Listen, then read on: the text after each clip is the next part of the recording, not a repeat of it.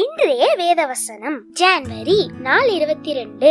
வேதத்துல 1 தீமோத்தேயு 6:17 இவ்வுலகத்திலே ஐஸ்வர்யம் உள்ளவர்கள் இருமாப்பான சிந்தையுள்ளவர்களாய் இராமல் நிலையற்ற ஐஸ்வர்யத்தின் மேல் நம்பிக்கை வையாமலும் நாம் அனுபவிக்கிறதற்கு சகலவித நன்மைகளையும் நமக்கு சம்பூர்ணமாய் கொடுக்கிற ஜீவனுள்ள தேவன் மேல் நம்பிக்கை வைக்கவும். சோ இந்த வசனத்துல பார்க்கும்போது ஐஸ்வர்யம் உள்ளவர்கள் என்ன குணம் இருக்கக்கூடாது அப்படின்னு சொல்றாங்கன்னா, இருமாப்பான சிந்தை இருக்கிறவங்களா காணப்படக்கூடாது, அந்த நிலையற்ற ஐஸ்வர்யத்தின் மேல நம்பிக்கை உள்ளவர்களா காணப்படக்கூடாது அப்படின்னு சொல்றாங்க.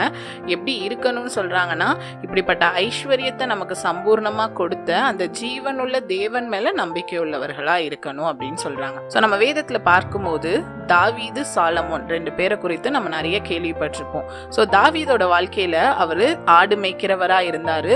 அப்புறம் ஆண்டவர் கொஞ்சம் கொஞ்சமா அவரை ராஜாவா உயர்த்தினாங்க.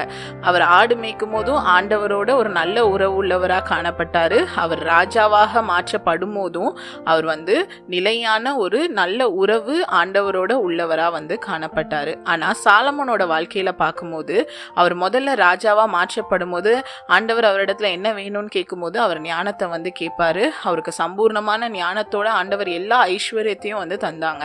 ஆனா அவர் என்ன ஆனாரு அப்படின்னு சொல்லி பார்க்கும்போது அந்த ஐஸ்வர்யத்தின் நிமித்தமா அவரோட வாழ்க்கையில பெரிய பின்மாற்றங்களை சந்தித்தாரு. ஆண்டவருக்கு பிரியம் இல்லாத எல்லா காரியத்தையும் செய்து தேவனுடைய கோபத்திற்கே அவர் ஆளானாரு.